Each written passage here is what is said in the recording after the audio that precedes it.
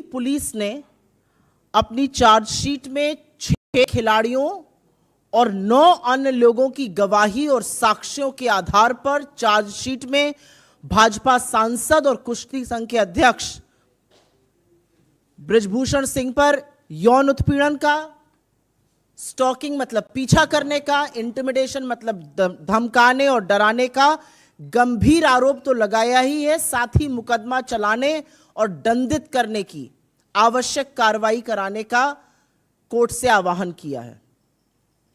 आपकी जानकारी के लिए यहां पर बताना जरूरी है कि बृजभूषण सिंह भाजपा सांसद पर धारा 506 आपराधिक धमकी, 354 महिला की लज्जा और शीलता को भंग करना, 354A यौन उत्पीड़न, 354D पीछा करना जैसी धाराएं लगाई गई हैं। पुलिस ने अपनी चार्जशीट में बृजभूषण सिंह को कोर्ट बुलाकर ट्रायल शुरू करने और विटनेसेस जो इसमें मेंशन्ड है उनको बुलाकर मुकदमा शुरू करने की पैरवी की है। इस चार्जशीट के अनुसार 108 लोगों से बात की पुलिस ने, जिसमें से 15 लोग, जिसमें रेसलर्स हैं, रेफरी हैं, कोचेस हैं, ने गवाही दी और उसमें यौन उत्पीड़न, डराने धमकाने जैसे संगीन आरोप लगाए। लेकिन विडंबना सबसे बड़ी यह है कि दिल्ली पुलिस की चार्जशीट उन्हीं लोगों के बयानों, उन्हीं लोगों की गवाही पर आधारित है जिन्होंने एग्जैक्टली ये सेम आरोप, एग्जैक्टली ये सेम गवाही सरकार द्वारा गठित ओवरसाइट कमेटी के सामने भी लगाई थी। आपकी याद ताजा करने के लिए बता दूं कि जनवरी 2023 में सरकार ने एक 6 सदस्यीय ओवरसाइट कमेटी गठित करी थी, जिसकी अध्यक्षता उत्कृष्ट मुक्केबाज श्रीमती मैरी कॉम ने करी थी।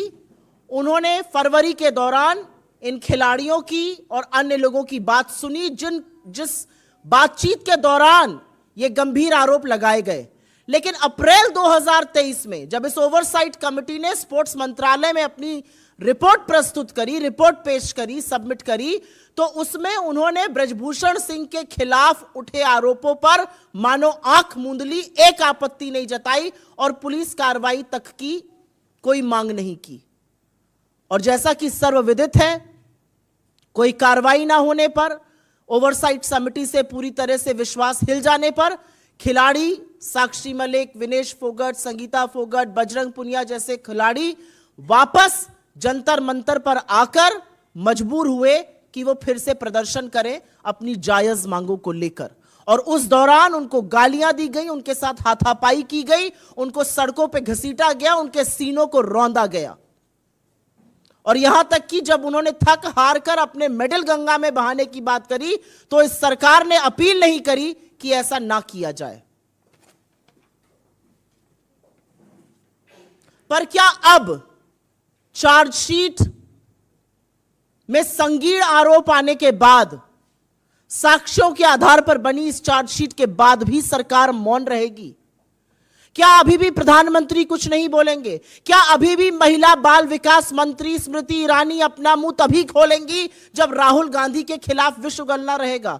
क्या खेल मंत्री अनुराग गोली मारो ठाकुर तभी नारे लगाएंगे जब दिल्ली में दंगे कराए जाएंगे? इस चार्जशीट पर कोई कुछ नहीं बोलेगा। क्या अभी भी संरक्षण बृजभूषण शरण सिंह को दिया जाता रहेगा? क्योंकि असलियत यह है कि अगर जरा सा भी नैतिकता, रत्ती भर नैतिकता इस सरकार में, इस देश के प्रधानमंत्री में, इस देश के गृह मंत्री में, भाजपा के अध्यक्ष में होती तो संरक्षण बेटियों को मिलता, बेटियों के खिलाफ अपराध करने वाले आरोपी को नहीं। लेकिन यह देश भी देख रहा है, और यह देश देख रहा है कि कैसे लगातार, नॉट वंस नॉट ट्वाइस, एक बार नहीं, 2 बार नहीं, लगातार भारतीय जनता पार्टी नेताओं, सरकार और प्रधानमंत्री का संरक्षण आरोपी को मिलता है इस देश की बेटियों के विरुद्ध। तो इस मंच से हमारे प्रधानमंत्री से बहुत ही चंद कुछ सवाल हैं। हमारा पहला सवाल तो वही है जो यह सवाल पूरा देश सोच रहा है। महिला खिलाड़ियों के खिलाफ यौन शोषण के मामले पर प्रधानमंत्री चुप क्यों हैं? उन बेटियों के मामले पर जिनको उन्होंने अपने घर की बेटी कहा, उन खिलाड़ियों के मामले पर जिनके साथ उन्होंने फोटो खिंचवाने में मिनट भर भी देरी नहीं करी, प्रधानमंत्री इस पर मौन क्यों है? प्रधानमंत्री अपने चहेते सांसद बृजभूषण सिंह को पार्टी से कब निकाल फेंकेंगे? यह सवाल आज देश पूछ रहा है।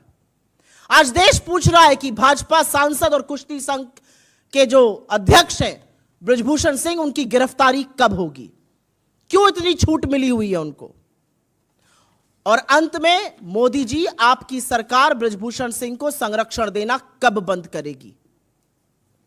बिकॉज यहां पर वस्तुतः स्थिति यह है कि यहां पर देश का विपक्ष आपसे सवाल नहीं पूछ रहा है।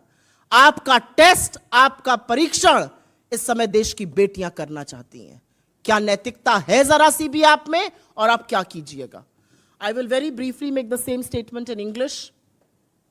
In a huge revelation that we all woke up to, and something that one has known about, the Delhi police has filed its charge sheet, and in its charge sheet, on the basis of evidence and allegations made by some of India's most decorated athletes, referees, coaches,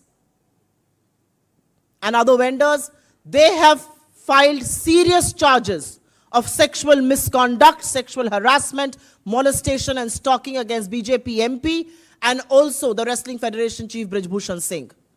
The charge sheet invokes Section 506, criminal intimidation, Section 354, outraging modesty of a woman, Section 354, sexual harassment, 354D, stalking. The police has, of course, asked the court to summon Brijbhushan Singh for trial and has asked witnesses to be called in for questioning as well. According to this charge sheet, 108 people were investigated and questioned, 15 of whom, which includes India's most decorated athletes, referees, coaches, all corroborated the allegations that were made. It is, however, indeed very, very ironical that the charge sheet is based on exactly the same allegations that were raised before the oversight committee set up by the government. If you remember, in January 2023, the government set up a 6-member oversight committee headed by Mary Kom. In February, players, athletes, coaches, referees were summoned by this committee. They made allegations of sexual exploitation, sexual harassment against the Wrestling Federation chief, against the BJP MP. But in April 2023, when the Oversight Committee submitted its report, it may have raised questions on the functioning of the federation, but kept absolutely quiet on allegations of sexual misconduct, sexual exploitation, did not raise any red flags, and did not even recommend a police probe. And what followed, I think one knows. It was in April 2023, after the Oversight Committee had no faith in the Oversight Committee. They had no faith of an investigation. India's most decorated athletes returned to Jantar Mantar to carry on with their protest, asking for their rights, speaking against exploitation. And during this time, they were mercilessly beaten up, they were dragged, they were hurled abuses at, and when they decided to drown their medals in the river, the government did not even choose to make an appeal to them. And which is why I think the most important factors that come to question today is, will the government continue to remain quiet? Will the Women and Child Development Minister Smriti Irani only speak when she's spewing venom against Rahul Gandhi? Will she turn a blind eye to very grave charges being made in this charge sheet? Will Sports Minister Anurag Golimaro Thakur come out in the open and say a word of solidarity with the athletes? I also think the moral bankruptcy of this government, of the Prime Minister, of the Home Minister, of the BJP, its Chief JP Nadda, is on test. Will Brijbhushan Singh continue to be the Member of Parliament for the BJP? And will the BJP not once, not twice, but repeatedly continue to offer political patronage, protection, and support to the perpetrator of the crime here and not the women? And from this platform, we are only asking 4 questions of the Prime Minister. Why is Prime Minister Modi conspicuously silent on charges of sexual exploitation against one of his own members of parliament being labeled by decorated athletes who he called his own? When will the Prime Minister and the BJP President throw Brijbhushan Sharan Singh out of the Bharatiya Janata Party? When will the MP and the Wrestling Federation chief be arrested? And when will your government, Mr. Prime Minister, stop giving political patronage to perpetrators of crime against women?